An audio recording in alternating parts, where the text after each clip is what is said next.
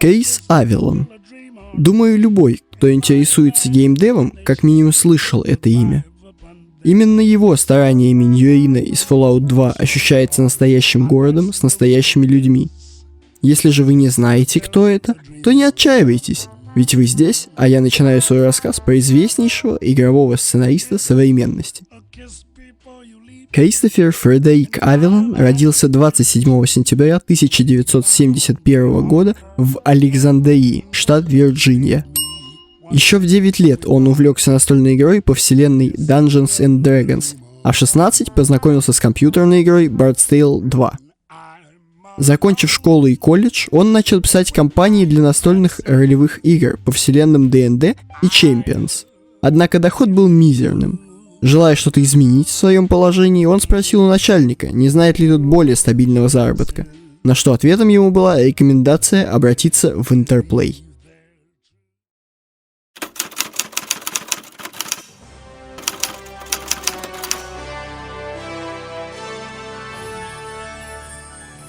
Interplay была основана в 1983 году Брайаном Фарго. Первое время компания перерабатывала чужое программное обеспечение, а также трудилась по заказам военных. Это и то, что компания была нацелена на компьютерный рынок, помогло ей без каких-либо потерь пережить кризис индустрии консольных игр 1983-1985 годов. В 1984 году компания провела переговоры с Activision, которая, по иронии судьбы, была одной из виновников в вышеупомянутом кризисе, но об этом в другой раз. Don't miss Barnstorming by Activision, playing at a store near you. Interplay повезло. Она получила $100 тысяч и заказ на 3 текстовые RPG, которые стали первой ступенью на пути к видеоигровому Олимпу. Tales of the Unknown Volume 1 The Bard's Tale, или в простонародье The Bard's Tale, вышедшая в 1985 году, стала первой нетекстовой игрой Interplay. Представляя собой классическую RPG того времени, игра не только снискала популярность, но и получила очень высокие отзывы как от игроков, так и от критиков. Было продано свыше 400 тысяч копий, что стало абсолютным рекордом для жанра. Изначально Tales of the Unknown задумывалась как трилогия, где части должны были нести следующие подзаголовки: The Bard's Tale, The Archmage's Tale и The Fifth's Tale. Однако, из-за громоздкости получающихся названий, Electronic Arts, которая выступала и издателем, и правообладателем, приняла решение переименовать серию, собственно, в The Bard's Tale. Так, на свет появились The Bard's Tale 2 The Destiny Knight 1986 года и The Bard's Tale 3 Thief of Fate 1988 года, которые закрепили за Interplay звание успешного разработчика в жанре RPG.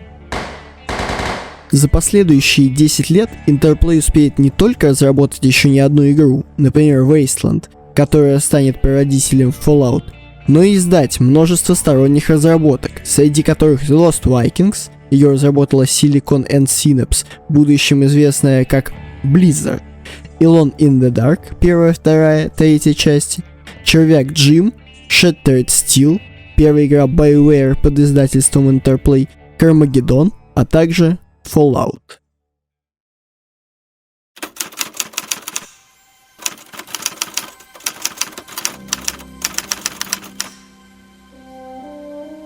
Такая подробная история компании была необходима, чтобы показать, что Авилона взяли на работу не в маленькую студию, а в мастодонты игровой индустрии.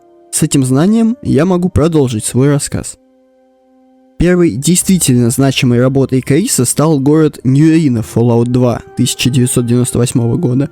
Однако он был не первым его заказом от Interplay. Посему отмотаем время на 2 года назад, в 1996.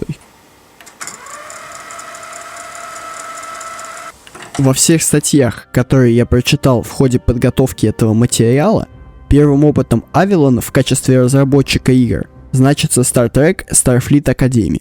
Однако, если верить сайту Metacritic, еще в 1996 году, за 1,5 года до выхода вышеуказанного симулятора по Star Trek, Крис участвовал в разработке игры, именуемой Conquest of the New World. Скорее всего, никто из вас никогда не слышал такого названия. Оно и не мудрено. Игра позиционировала себя как замена уже зарекомендовавшей себя серии Civilization и вышла через 2 месяца после релиза Civilization 2. Как итог, мизерные продажи и отсутствие каких-либо отзывов как от игроков, так и от критиков. Однако важно нам здесь то, что она стала первым опытом героя нашего рассказа в написании текста для видеоигры. Для нее он написал обучение и подсказки, а иного художественного текста в игре, собственно, и не было.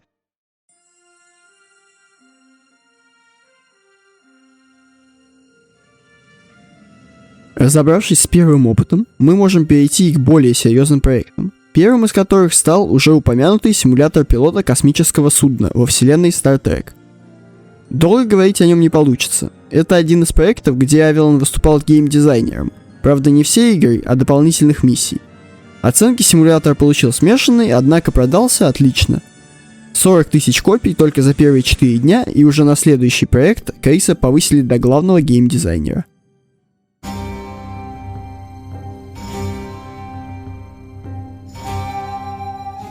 Descent to Thunder Mountain вышла 15 января 1998 года и представляла из себя очень сырую игру в жанре RPG. Хоть это была первая ролевая игра в полноценном 3D, никакой революции она не произвела. Продажи были удручающими, а критики ругали игру за все, что только можно, и даже назвали худшим компьютерным воплощением ДНД. Однако вины разработчиков в этом не было. Мало того, что ради вышеупомянутого 3D пришлось использовать движок от шутера, который плохо подходил для RPG, так еще и издатель требовал выпустить игру под Рождество. Позже Крис Авилон признается, что до сих пор жалеет, что работал над этой игрой.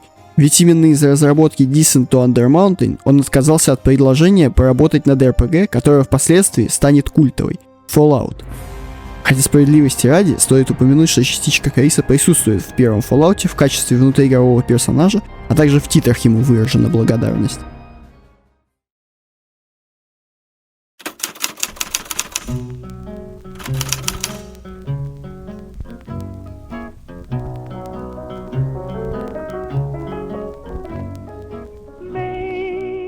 Не будем сильно заострять внимание на истории создания Fallout. Если интересны подробности, то на Stop Game есть отличная серия видео, посвященная этому. Я же пробегусь по самым важным для понимания местам. В 1988 году из-под пера Interplay и под издательством Electronic Arts вышла Wasteland. Она стала одной из первых игр в ядерном постапокалипсисе и не только получила высокие оценки, но и продалась тиражом свыше 100 тысяч копий. Несмотря на такой, хоть и не ошеломительный, но успех, продолжение игра тогда не получила. В 2003 Брайан Фарго выкупит права на Wasteland у Electronic Arts, а в 2014 выпустит Wasteland 2. Однако она стала не продолжением, а перезапуском серии. В связи с тем, что у Interplay не было прав на использование названия Wasteland, компании пришлось выкручиваться. Так, в 1994 году Тим Кейн в одиночку, в 1996 году к нему присоединится только что созданное подразделение Dragonplay, более известное под именем Black Isle Studios, начал разрабатывать игру под названием World 13 A GURPS Post-Nuclear Adventure. Как можно понять из названия, игра работала на ролевой системе GURPS. Однако, в начале 1997 года ее создатель расторг контракт с Interplay.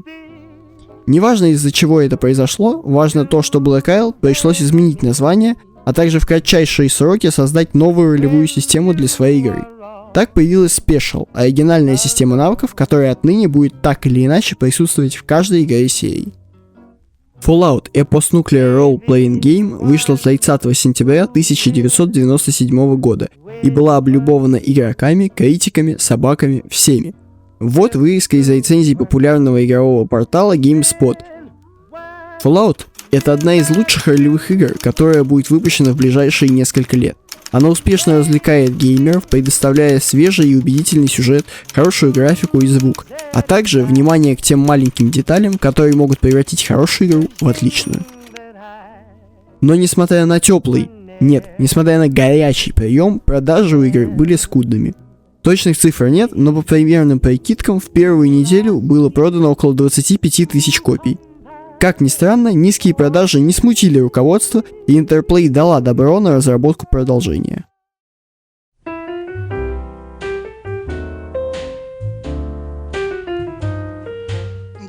Тим Кейн, который был главным программистом и идейным вдохновителем Fallout, устал от своего детища, перегорел и ушел. Так и вышло, что только что прибывший в студию Крис Авелон стал не только главным геймдизайнером, но и главой разработки. Его сценарный почерк виден во всем. Если в первой части в большинстве квестов необходимо было выбрать между абсолютным добром и абсолютным злом, как, к примеру, в главном квесте Джанктауна, то во второй части стороны не делились на черные и белые. Чего только стоит цепочка квестов рейдинга. В зависимости от решения игрока, город ждет одна из 4 концовок, в числе которых полное его исчезновение с лица земли. И понять, какая приведет к более оптимистичному финалу, совсем непросто. Но даже этот город не сравнится своей вариативностью с уже упомянутым Нью-Рино, все квесты и персонажей для которого прописал Авелон. При его прохождении приходится выбирать между 4 зол в лицах мафиозных группировок. Для этого города нет верных решений. Вот что значит серая мораль. Игра снова была воспринята на ура и снова плохо продалась. Но отзывы критиков взяли верх, и Interplay снова дала добро на разработку продолжения. Однако перед этим Black Isle взяла передышку.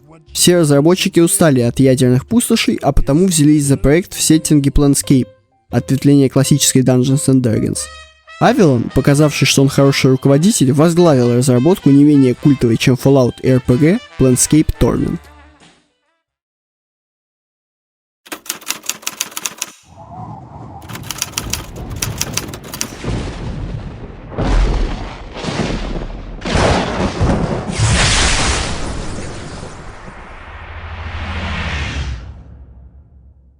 Когда я пришел устраиваться в Interplay, руководителем подразделения TSR был Марко Грин.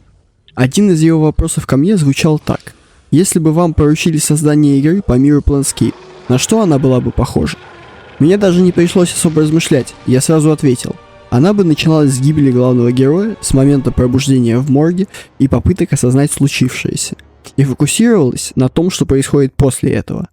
Не знаю, впечатлило это его или нет, но работу я в итоге получил.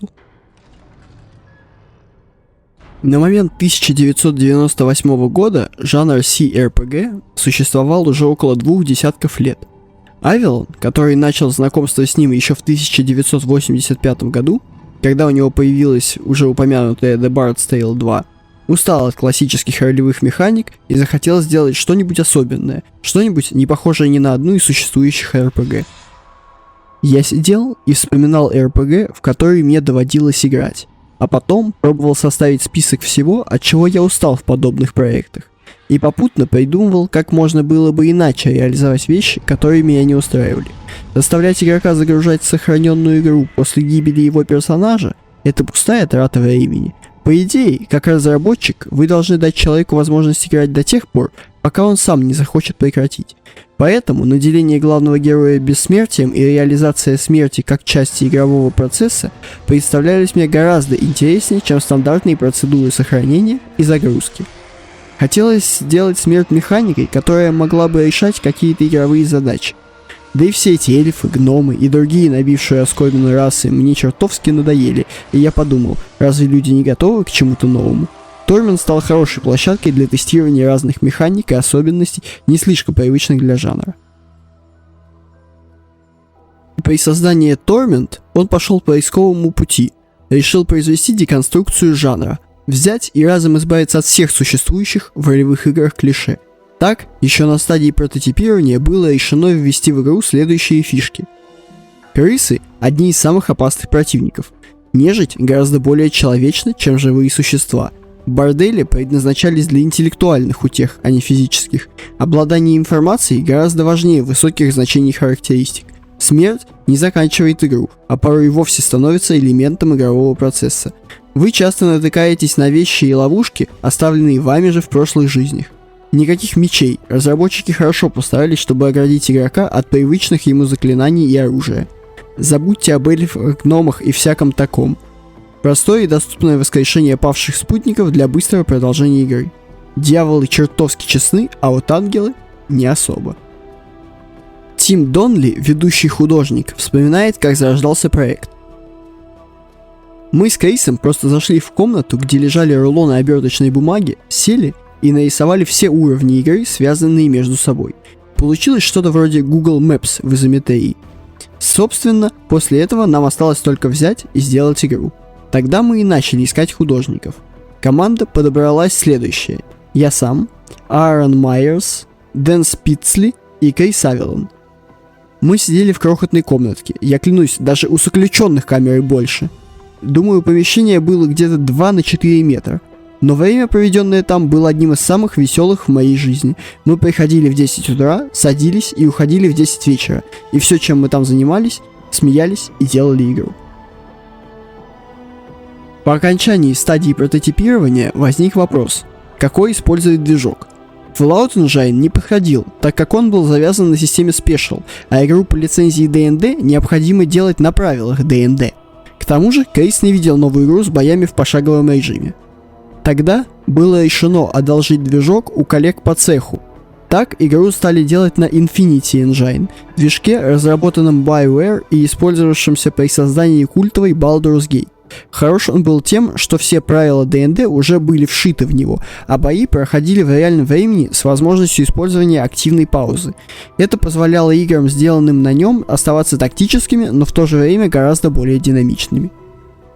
Однако не все было так гладко. Torment мы хотели сделать столько всего интересного, что к большей части этого движок BioWare оказался не подготовлен. Он не был рассчитан на игру с 800 тысяч слов. Нам пришлось основательно над ним поработать, так как в Torment были странные вещи, которые делали странные штуки. Мир Planescape довольно необычное место, и Infinity Engine не был готов к тому, что игрок может подобрать меч, а тот внезапно заговорит с игроком, и вот у вас уже есть меч как отдельный игровой персонаж. Но мы добились от движка BioWare всего необходимого, так что явно не прогадали, сделав его основой для нашей игры. Возникли проблемы с движком и у Авелона. Во время работы над Neverwinter Nights 2 и Neverwinter Nights 2 Mask of the Betrayer я обычно использовал проверки разговорных навыков, насмешка, блеф, дипломатия, запугивание, которые можно было применить в любой беседе. При разработке Torment такой возможности у нас не было, поэтому все проверки в диалогах пришлось сделать зависимыми от характеристик персонажа – сила, мудрость, интеллект. Думаю, если бы не моя работа над Fallout 2, диалоги в Torment получились бы гораздо хуже. Когда я осознал, что в разговоре с NPC можно внедрить проверку характеристик персонажа, я сразу же понял, что нечто подобное нужно будет реализовать и в Torment. Да, это полностью мое решение – сделать диалоги такими, какие они есть. И я не думаю, что совершил правильный выбор. Игровые механики должны стоять во главе угла, а механика Torment получилась слишком громоздкой. Ну а ближе к концу разработки в студии начался классический для видеоигровой индустрии кранч. Колин МакКомб, второй геймдизайнер, вспоминает: «Да, ближе к концу нам пришлось слегка ускориться. Мы проводили невероятно много времени в офисе. По сути, у нас была 100-часовая рабочая неделя. Но, как бы мы ни спешили, реальность была такова, что нам пришлось вырезать диалоги, квесты и другие перспективные задумки, чтобы уложиться в срок. Когда до релиза оставался месяц, мы просто запретили себе что-то менять в игре, сосредоточившись на доработке уже имеющегося контента. Тогда все, что не касалось основного сюжета, было безжалостно выброшено. Мы не выбирали, что оставить, а что нет. Выкидывали вообще все. Когда мы отдали финальный билд, я всех угостил виски с колой. Это немного смягчило боль от нереализованных амбиций». Несмотря на все сложности и невзгоды, 12 декабря 1999 года Planescape Torment увидела свет и произвела фурор среди всех, кто в нее поиграл. Но, к сожалению, поиграли в нее немногие. Продажи снова оказались неудовлетворительными. Возможно, это проклятие Черного острова. За 7 лет своего существования Black Isle Studios разработала 7 игр, из которых 3 стали классикой жанра, но ни одна из этих игр не оправдала коммерческих ожиданий. Interplay, которая за последние 3 года издала огромное количество неокупившихся проектов, начала свой болезненный, но очень короткий путь в бездну.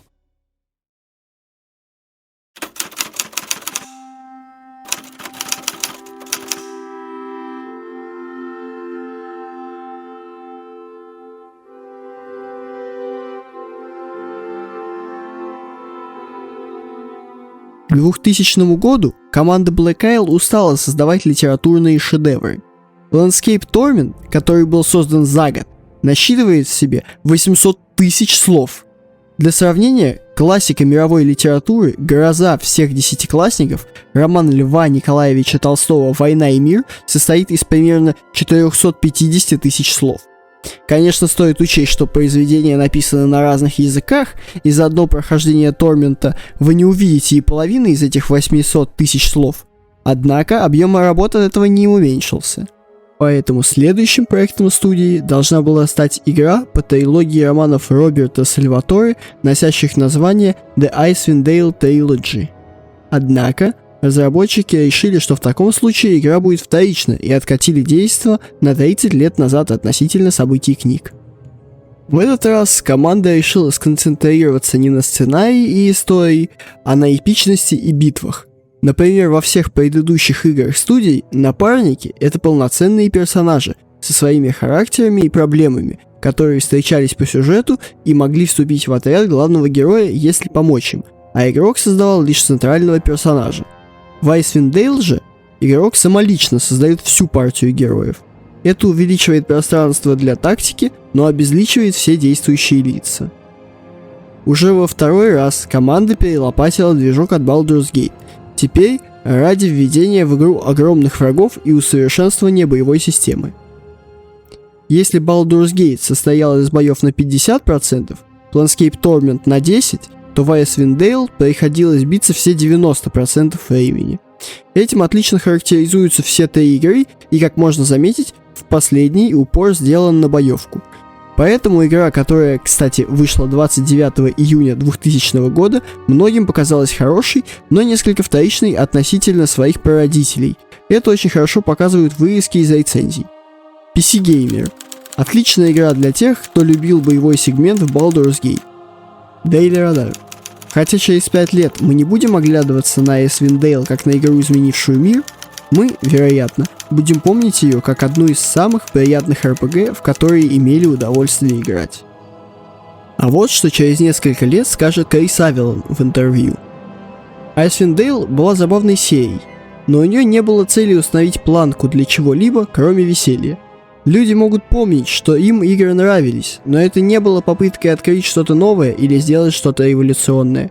В некотором смысле это был почти шаг назад по сравнению с другими играми, которые мы делали, и больше внимания уделялось исследованиям и прохождению подземелий.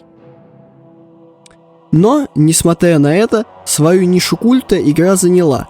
Все-таки большинство людей покупают игры, как бы это парадоксально ни звучало, ради того, чтобы играть, а не читать. Здесь стоит вспомнить, что у Interplay, которая давала добро почти на любую игру, наконец закончились средства. Первым звоночком стало то, что компания в 1998 году выставила на продажу свои акции. Не помогло ситуации и открытие студии Interplay Films. Деньги на это были потрачены, однако ни одного фильма мы так и не увидели, и уже в 2000-м Interplay Films прикрыли. Поэтому от успеха Icewind Dale зависело, проживет ли компания еще хоть сколько-то или нет. На счастье Interplay, четвертая игра Black Isle не только окупилась, но и несколько недель держалась в топах продаж, что позволило компании не погрузиться на дно. Black Isle же тем временем начала разработку совершенно нового проекта.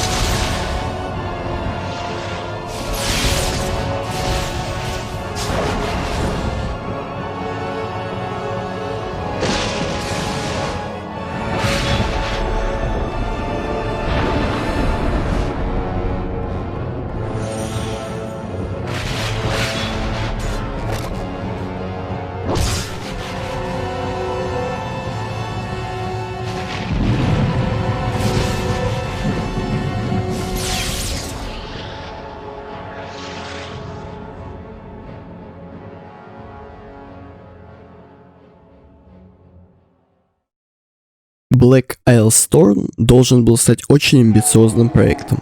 Мало того, что над ним работали ветераны жанра, так еще и мир его был совершенно новым. То есть это была не очередная игра по лицензии какой-нибудь настолки, а полностью самостоятельный продукт.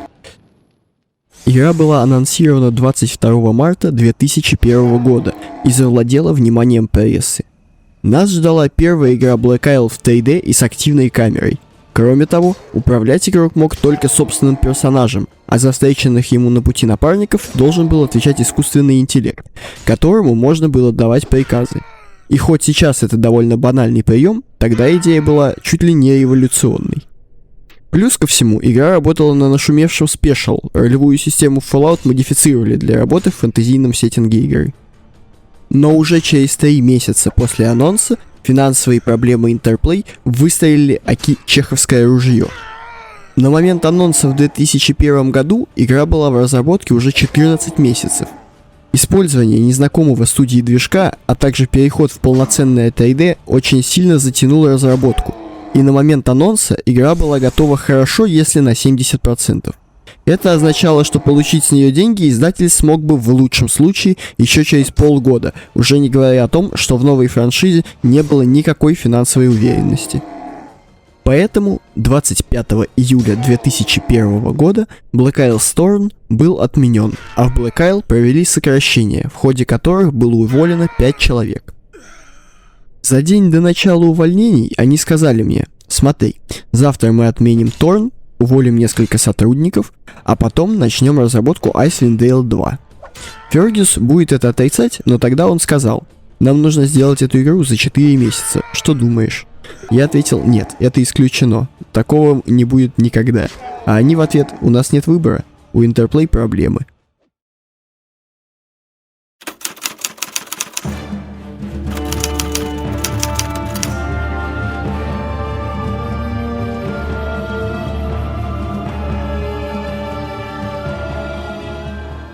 На короткой дистанции единственной хорошо продавшейся игрой Black Isle являлась Icewind Dale, поэтому неудивительно, что руководство заставило студию делать именно ее сиквел.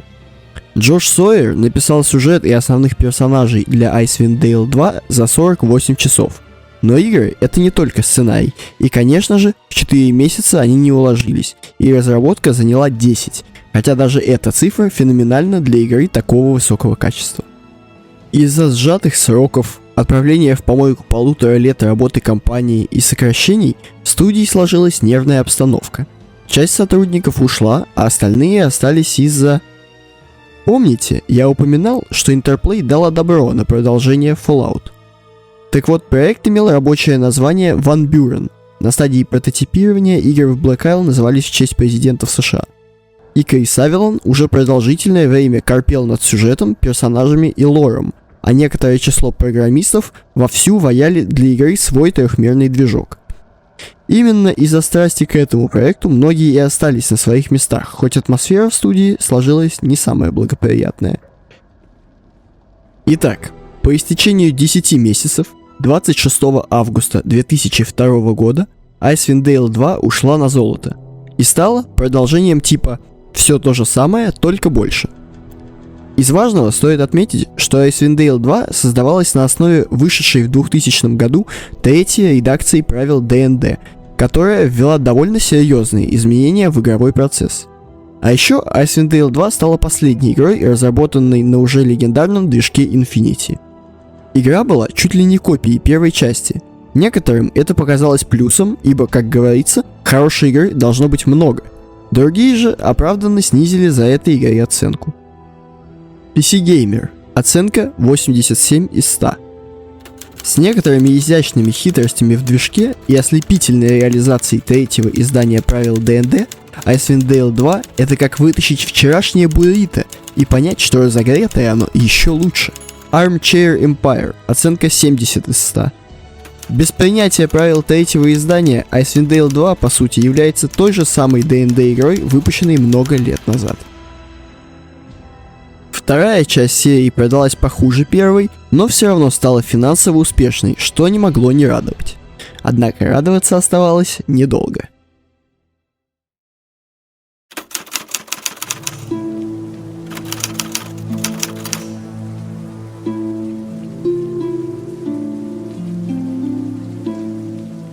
Перед переходом к плачевным событиям стоит упомянуть о еще 2 играх, над которыми поработал Крис в сторонних студиях.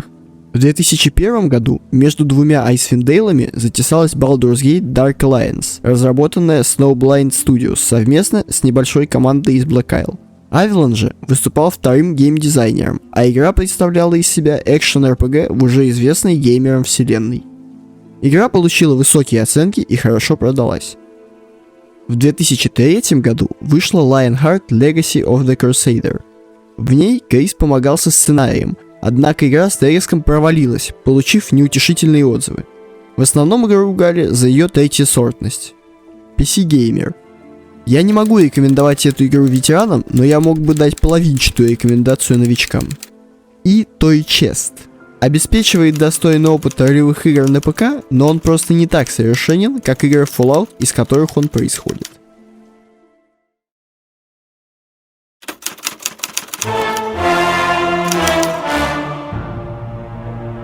В 2002 году BioWare ушла из-под крыла Interplay. Однако права на серию Baldur's Gate остались за последней. Посему продолжение прибыльной франшизы было поручено делать Black Isle. Разработка Baldur's Gate 3 The Black Hound шла своим чередом, пока в 2003 году не случилось страшное. Interplay потеряла лицензию на игры по D&D. Для триквела Baldur's Gate это означало только одно – отмену. Снова игра, над которой студия работала 1,5 года, была отменена, и в отличие от Torn, это была закончена на 80%. Титанический труд ушел в небытие вместе со всеми наработками, и сейчас все, чем мы можем довольствоваться, это горстка концепт-артов. Все проблемы последних лет повлекли за собой 3 значимых события. Во-первых, в 2002 году Interplay покинул ее основатель Брайан Фарго. Контрольный пакет акций компании скупила французская Titus Interactive и изжила Брайана из собственного детища. Но он не отчаялся и в том же году основал Inxile Entertainment, который здравствует и по сей день. В тот момент, если бы у меня была такая возможность, я бы уволил всех остальных сотрудников компании и оставил бы только Black Isle Studios. Я бы оставил 40 человек, и все бы продолжилось. Я бы построил Interplay заново, но никто бы не дал мне такой возможности. Во-вторых, сразу после отмены Baldur's Gate 3, Крис Авелон покинул Black Isle. Когда Baldur's Gate 3 The Black Hound отменили, я осознал, что любая игра студии может оказаться последней.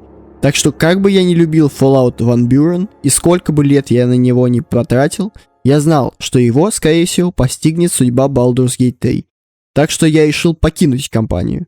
Это было трудное решение, но это был единственный возможный выход. В-третьих, одновременно с Авелоном студию покинул основатель Black Isle Фергюс Уркхарт. Недолго думая, он основал Obsidian Entertainment, в которую, так или иначе, позже попадут почти все выходцы из Black Isle, включая, собственно, Криса, о чем мы и поговорим во второй части. В целом, я был в курсе того, что происходит в Interplay, и я как мог пытался поделиться этой информацией с командой. Я понял, что Black Isle больше не получит необходимой поддержки, когда Interplay потеряла лицензию на Dungeons and Dragons. Они могли бы найти способ сохранить ее, но у них были в приоритете другие проблемы. Это означало, что игра, над которой работали 2 года, должна будет отправиться на помойку. Это послужило для меня предзнаменованием того, что и Black Isle, и Interplay, вероятно, скоро прикажут долго жить. И они оказались правы. Всего через год Black Isle, в которой они проработали 7 лет, создали столько игр, которые с теплотой вспоминают до сих пор, была расформирована.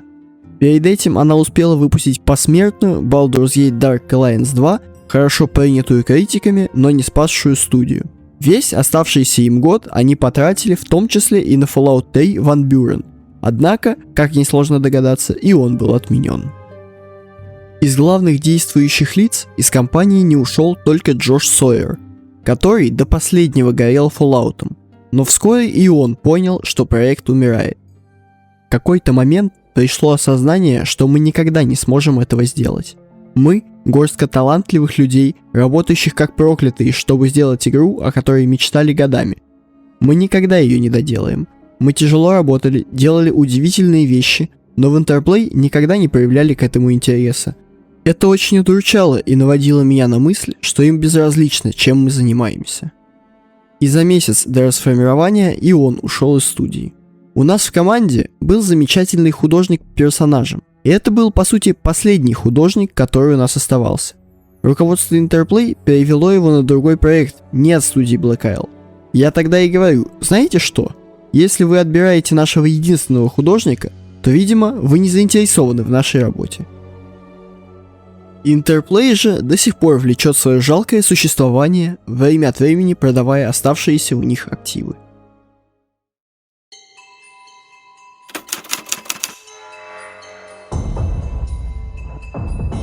Interplay была огромной компанией. Благодаря таланту и удаче основателей она возымела многомиллионные активы. Подобно Икару, она воспарила на высоту других игровых гигантов. Но играть по их правилам не захотела. Она инвестировала в те проекты, которые были смелыми, а не прибыльными. Нанимала людей, которые хотят делать игры, а не деньги. И именно бизнес-моделью опалила свои активы, и они сгорели дотла. Современные игроки говорят: Ubisoft, останови конвейер! Electronic Arts, хватит каждый год выпускать одну и ту же игру с другой циферкой в названии. Activision, хватит пихать везде донат! Interplay не следовала веяниям рынка, и где она сейчас? Да, многие игры стали классикой. Время расставило все по местам. Но как это помогло компании? Никак. Так может, Харви Дент прав? Такова судьба. Либо ты умираешь героем, либо живешь до тех пор, пока не станешь негодяем.